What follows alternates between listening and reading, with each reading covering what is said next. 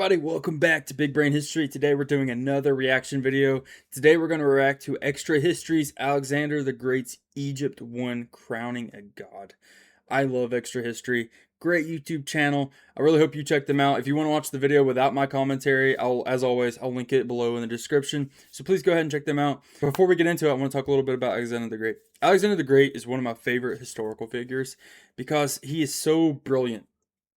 But he couldn't have accomplished half of what he accomplished if it wasn't for his father, Philip of Macedon. Philip of Macedon was a great leader in his own right. He was a great military leader, he was a great organizer, and he planned this whole invasion of Persia for many years. And he built Macedon into this military powerhouse. And he was going to launch the invasion, but he died. And when he died, Alexander the Great inherited all of the things that he worked years to build. So when Alexander the Great becomes king, he's handed this powerful military, and all he has to do is point it towards Persia, and then he uses his brilliance to come up with incredible battle strategies to conquer his enemies. But Alexander also had an incredible education. Alexander was educated by Aristotle. Everybody knows who Aristotle is. Aristotle was his teacher. So he's able to learn from Aristotle, he learns from other great tutors, and he becomes a super educated military conqueror that's ready to take over the world. And he's going to do all of this before he's 34, because he dies at the age of 33, which is going to end up being a disaster for him because he's not going to pick an heir because he's so young and all this stuff, and they might not get into that, I'm not sure. But he's a really cool historical figure, and I'm sure they're going to go into a lot of stuff about his conquest of Egypt. So before I go on to it anymore, let's go ahead and dive into the video. Battle of Issus, November 5th, 333 BCE. Alexander III of Macedon, soon to be called the Great, is pursuing the beaten king of Persia across the rough Anatolian country. For the first time in history, a Persian army has been beaten with the king at its head. And at the climax of the battle, Alexander's cavalry had crashed into the Persian center and narrowly missed capturing Darius III outright. As they chase their beaten foe, they cross a small ravine by walking on the bodies of slain Persians and enemy Greek mercenaries as though they are a bridge. Okay, how incredible is that? Imagine that, like that's like begging for a movie. They're running over the corpses of dead soldiers as Darius is trying to escape Alexander the Great. That's just, Zack Snyder is probably drooling at the thought of that. Yeah, but what I love about this story is the bigger picture of it all, because in its own right, it's amazing. Alexander the Great with his Greek Macedonian army is attacking the Persians and beating them on the battlefield. But look at the bigger picture. This is not long after the famous Persian invasion of Greece, the Greco-Persian Wars. You had the Battle of Thermopylae, the Battle of Salamis, the Battle of Marathon. All of this stuff is happening in Greece, and Persia was the dominant powerhouse that was supposed to win. And somehow, by a miracle, the Greeks are able to hold off the Persians. But just a few years later, the roles are reversed. Now the Greeks are coming for the Persians, which I find really interesting, and I love that about all of this story. It's really cool. But beside Alexander, among the bodyguard companions who he has selected in this pursuit is a man named Ptolemy. He's also a Macedonian, one of Alexander's closest friends and most loyal generals. A man who had been selected for one of the worst jobs in the battle, to take the punishment on the left flank, while Alexander and his troops won the right and center.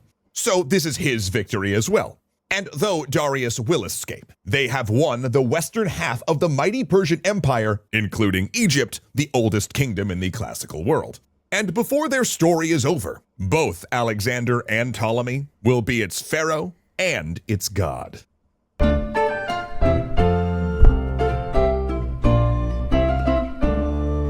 This episode is brought to you by my buddy Adam Chase from Jetlag's new docuseries, Scav, which follows competitors in the largest annual scavenger hunt in the world.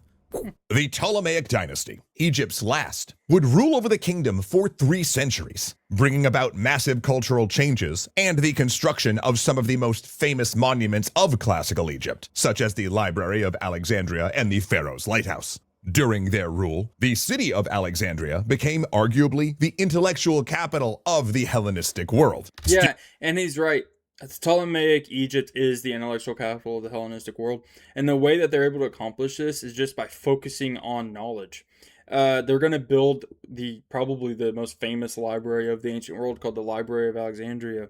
And it's this huge library, and they're so dedicated to preserving knowledge that any ship that comes into the port of Alexandria, officials have to go onto that ship and scour the entire ship for any books that they can find.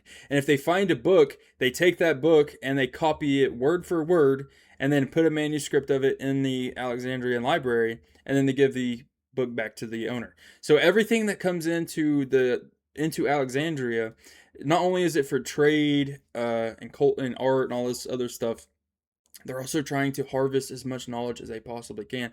And for me, that's one of the great tragedies of history, because there was so much information and knowledge and wisdom stored in this incredible library, and it was all lost because it burned down.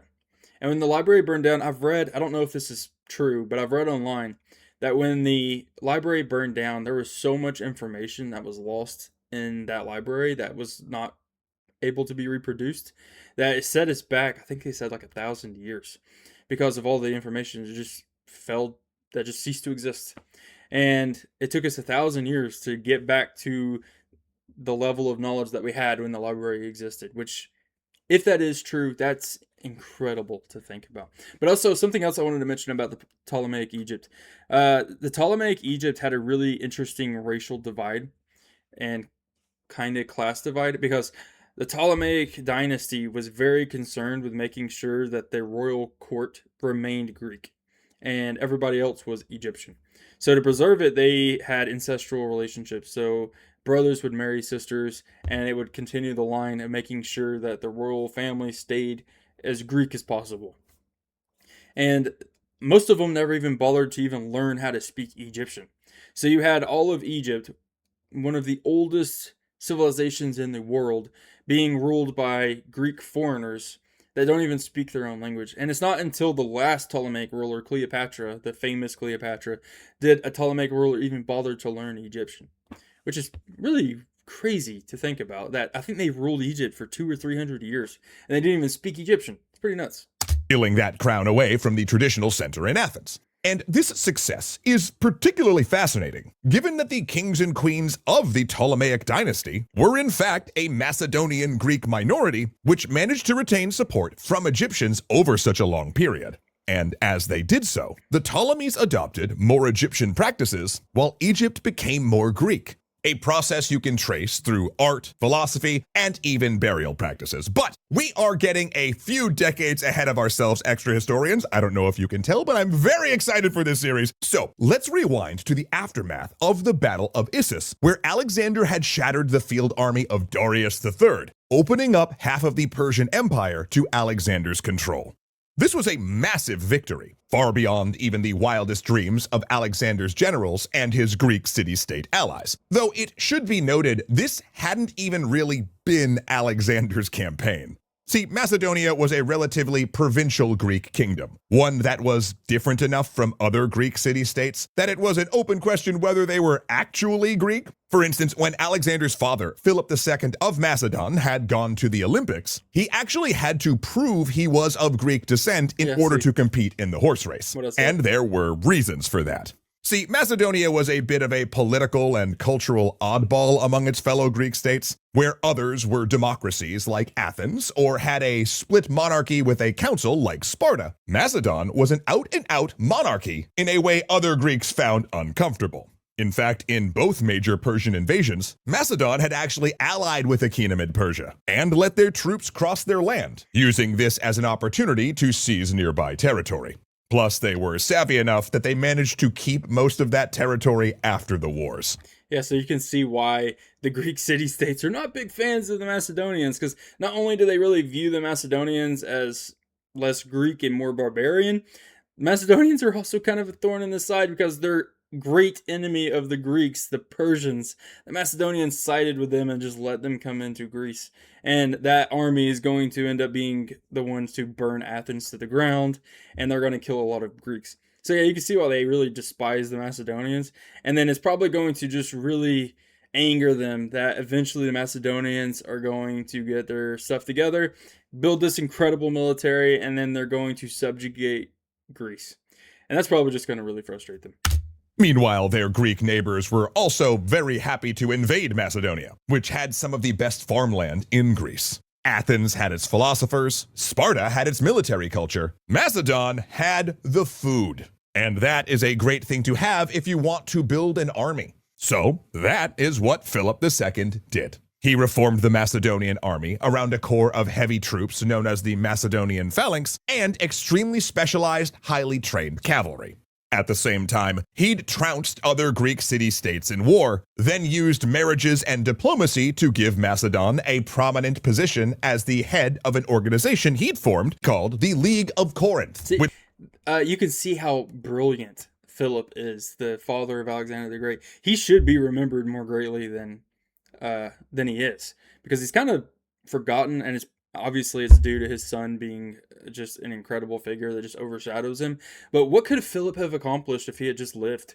And there's going to be weird, suspicious circumstances around his death, because he's going to end up marrying this woman, and his wife Olympia, which is the mother of Alexander the Great. She's a really crazy, cool historical figure in her own right. She's very powerful, and I think that she plays a big hand in Philip's dying, because when Philip dies, her son Alexander the Great is going to be the new king of Macedon, and Olympia is really close to her son Alexander. She's going to get a lot of power and influence, because she's going to have a huge hand in ruling Macedon while Alexander's gone for the rest of his life on campaign. So this all plays really good for his wife, but it is a shame that Philip dies, because I do wonder what would have happened if Philip had survived. But we get Alexander the Great, and I can't complain about that.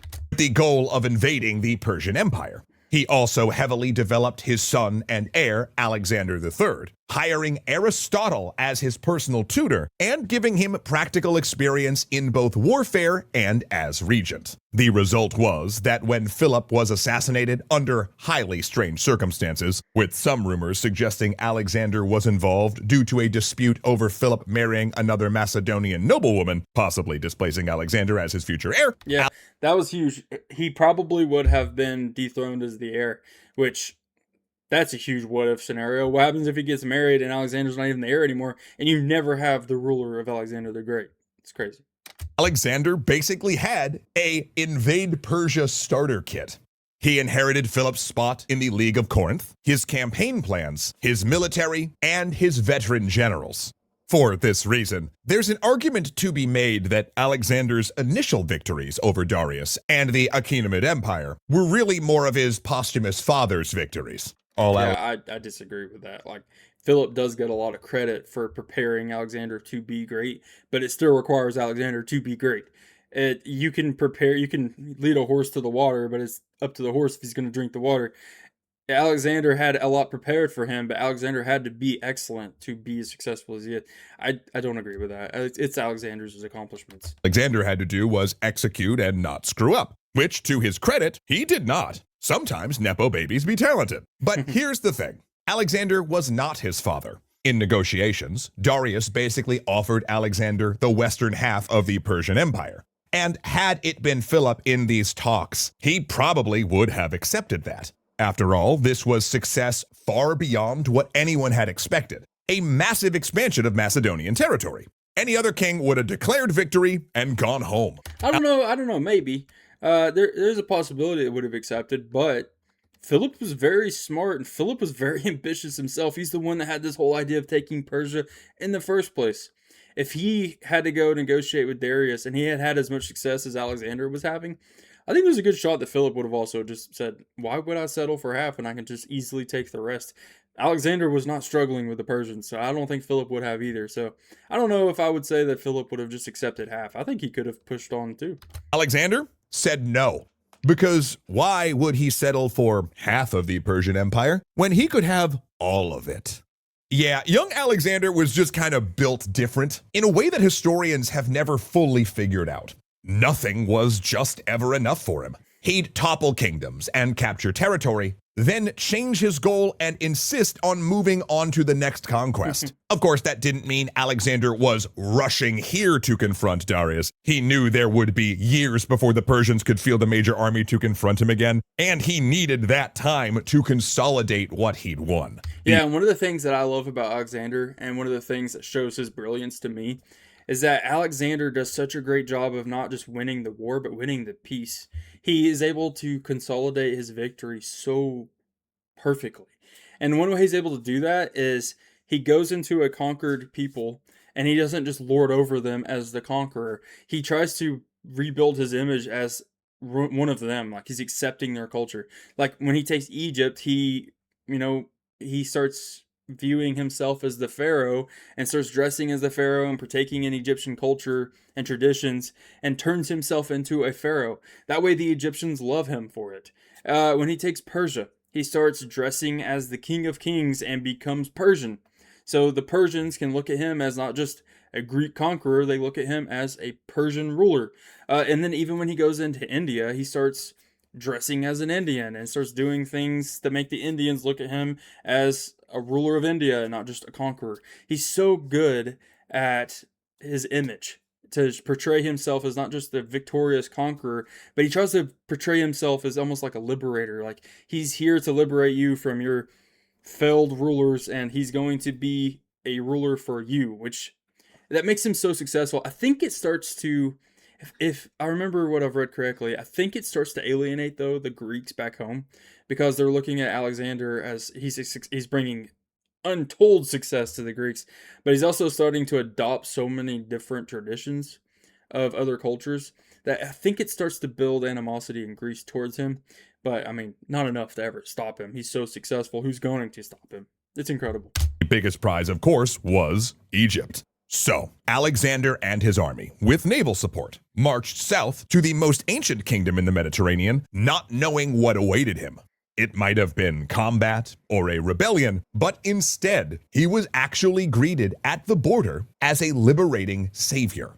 Word had reached them of this young dynamic king who had brought Darius to his knees. They'd learned of his victories at Issus and the siege of Tyre, and heard how he had besieged the fortress at Gaza, breaching the hilltop on the third assault, putting all the men to the sword, and selling the women and children into slavery. Can you imagine the mentality of someone in the ancient world? You hear a story of a guy that takes a city, kills all of the men, and he enslaves all the women and children, and they're like, "Oh my gosh, he's a hero!" Like, it's crazy the difference in perspectives that thousands of years makes. Like, our modern mind, I don't like, it's just so different to us.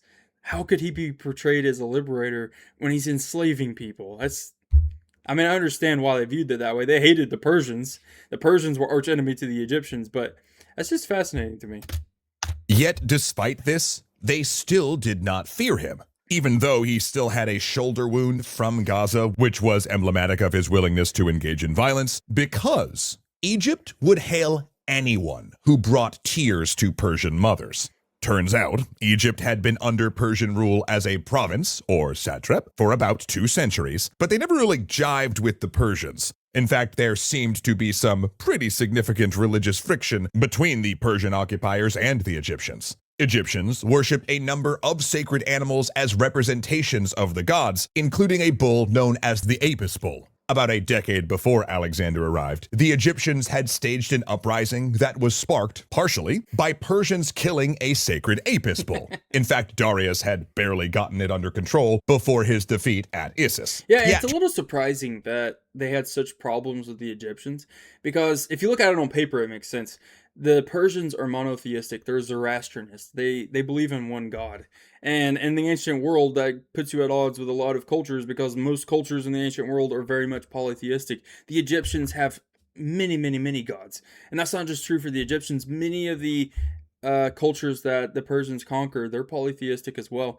But this doesn't really cause that many problems because even though the Persians are monotheistic, they are very lenient for allowing their subjects to believe in whatever they want to believe. As long as you pay your taxes and give soldiers when they need it, they're not going to interfere with you worshiping however you want.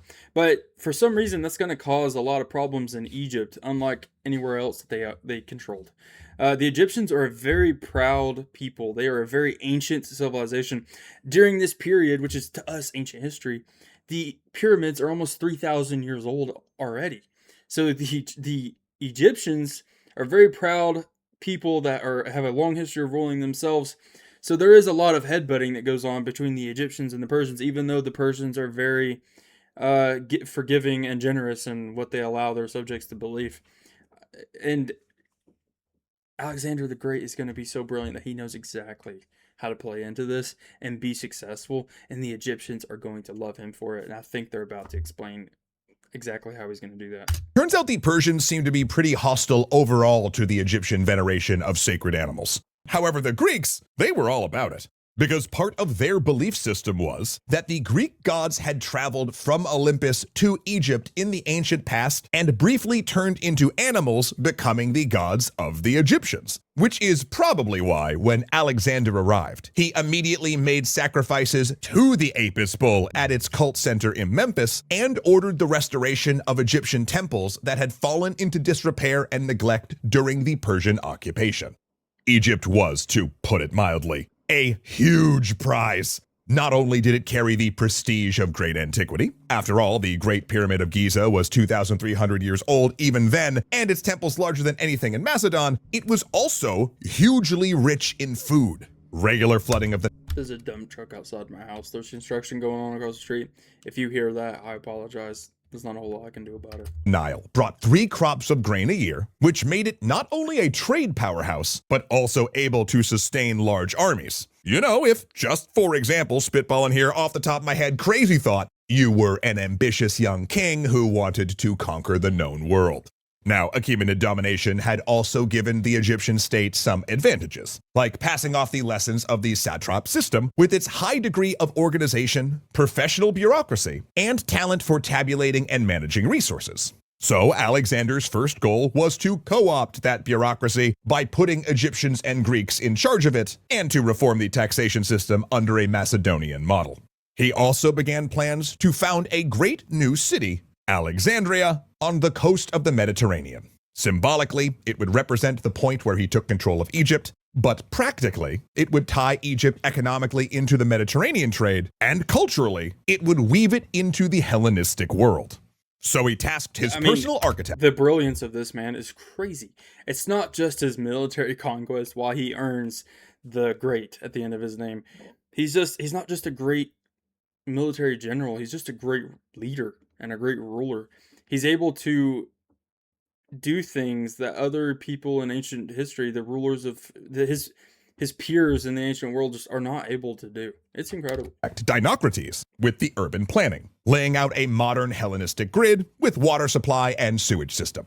But Alexander knew that to actually keep control of Egypt, he would need to become something the Persian emperors never really could: a pharaoh. Not just in name, but also in religious authority.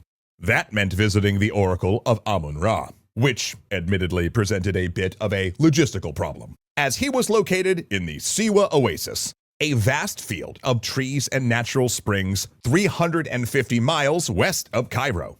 To get there meant crossing a huge and inhospitable stretch of country containing salt flats, soft sand deserts, and sea marshes that could absolutely not sustain an army. To the south of it was the Great Sand Sea, an area just as deadly. Now, a small party would have a hard enough time getting there, but Alexander had to travel like a pharaoh were he to be greeted and hailed by the oracle as one.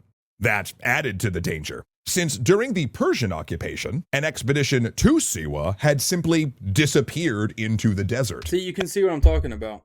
He conquers these people, but he puts so much effort into winning their trust and their love.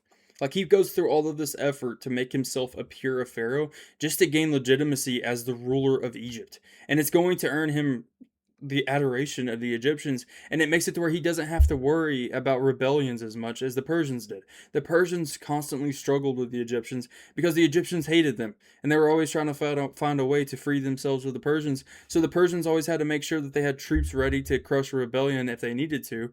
And they were always having to spend money and resources to try to make sure that didn't happen. While Alexander, when he leaves Egypt, he's largely able to just leave and focus on his conquest because he's not really worried about the Egyptians having to rebel against him because they love Alexander. Why would they rebel against him? That is why he's so brilliant and such a great leader, and why he's remembered in history as the great. He's just so good at all this stuff. It's crazy. Again, here it was Alexander's naval allies that saved him. He kept supplied via the coast, ensuring that the hard crossing was made manageable with a logistics chain of food and water. Finally, the dunes and salt flats gave way to the groves of trees clustering beneath the high Wadis, the green stretching to the horizon. They'd made it to Siwa. His parched army seeing mud brick homes on their procession as they marched past the necropolis and approached the stone walls of the Temple of Amun with its carved bas-reliefs of the gods. There, the oracle greeted Alexander and took him into the temple alone. Now, what exactly transpired there remains a mystery to this day, since Alexander never even told his closest companions what the oracle said to him. However, when he emerged, Alexander was declared the son of Amun, who the Greeks called Zeus, and he seemed fully set in his destiny. Now, perhaps that's not surprising. Okay, extra history is great. I love extra history. But one little suggestion I would have made is they should have made his head just get bigger and bigger. So by the end of his life, it should just be a boulder on top of his little body.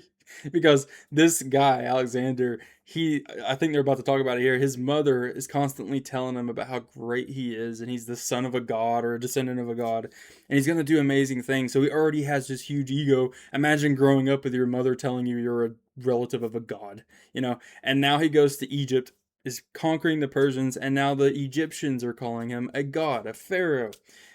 His ego must be astronomically high right now. See, Alexander had had an extremely close relationship with his mother Olympia, who supposedly regularly told him that he was a descendant of Heracles and therefore Zeus. So it is possible that this simply reinforced a theme already present in Alexander's psychology. Though it is important to note that this was politically savvy as well. Alexander was planning to continue his campaign against Darius and then strike out toward the east. So to keep his new throne secure and its output of grain and funds, he would most assuredly need the type of religious authority this gave him.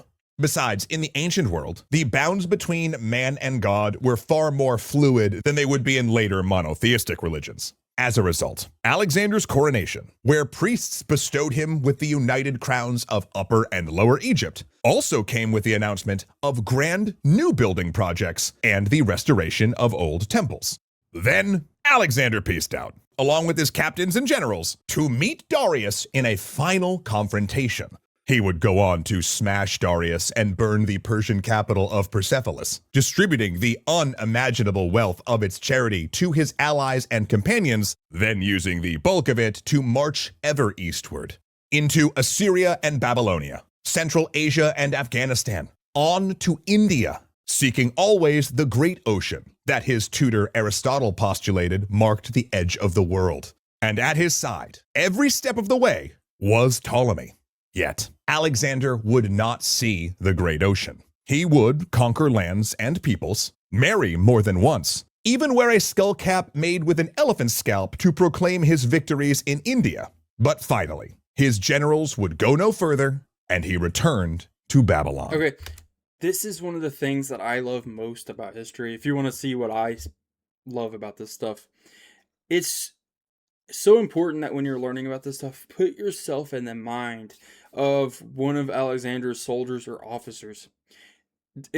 Try not to picture the world as what you know today. You can go on Google Maps and see what's in India. You can go on Google Maps and see what's east of India, the rest of Asia, and you can see how it goes all the way around the world. The Greeks only know that the earth is round. They know it's not flat. They know the earth is round, so if you keep going, you will come back. But other than that, they have no idea what's out there because there's no way to know.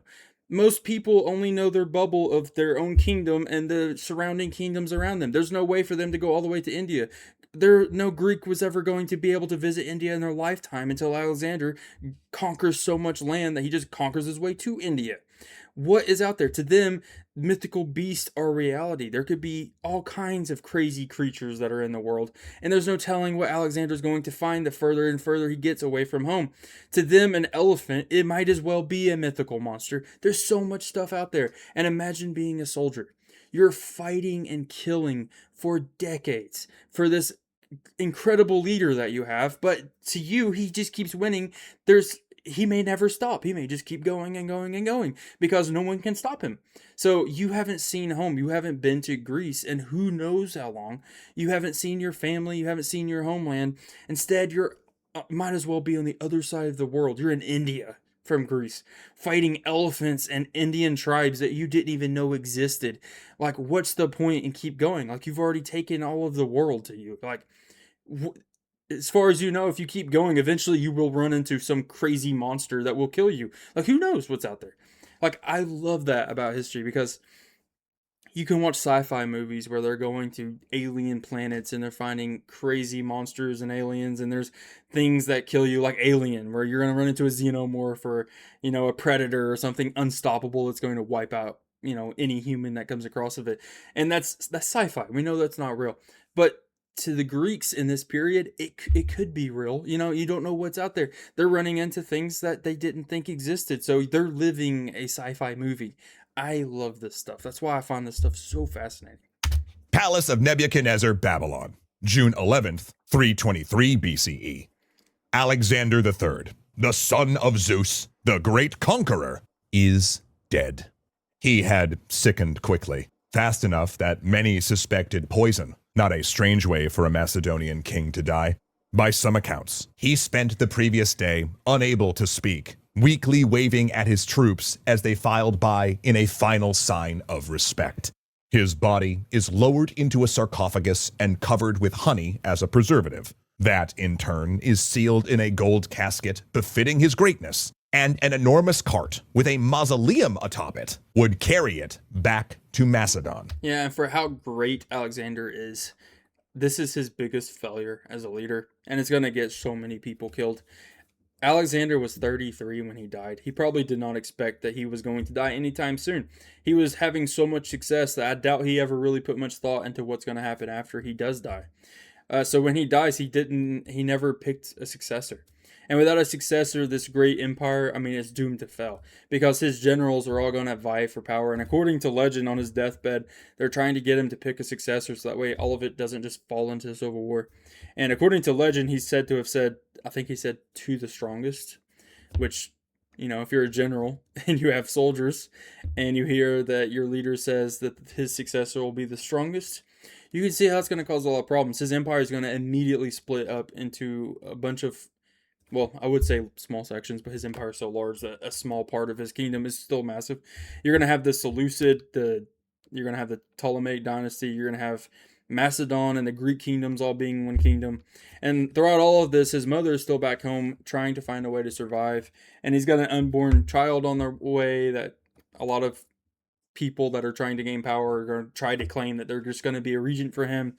A lot of people are going to die in all of this. But what's really cool is that even though Alexander is dead and gone, his body is still so powerful because whoever controls Alexander's body has power, because it's like a sign of legitimacy as his successor.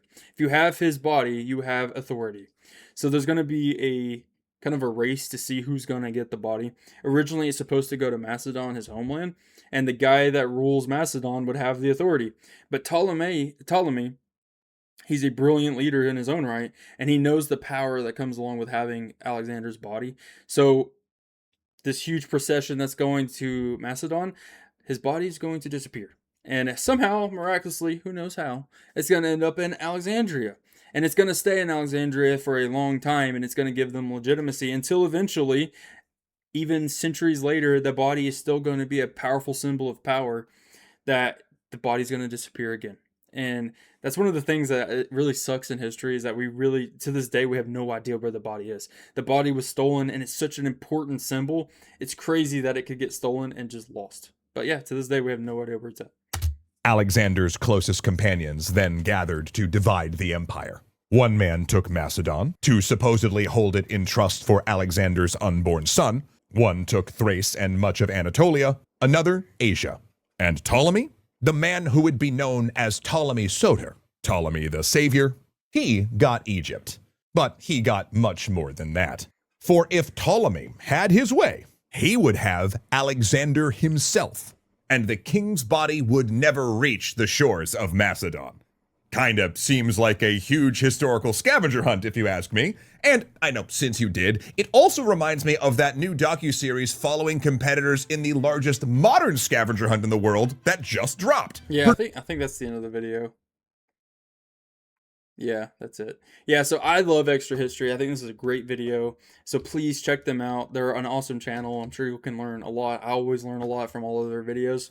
And I'm definitely going to do more reactions. I think my next reaction probably will be part 2 of this. But if you like my reaction to this video, please leave a like and subscribe. It helps me out a lot. And I hope you all have a great day, and I'll catch you guys in the next one.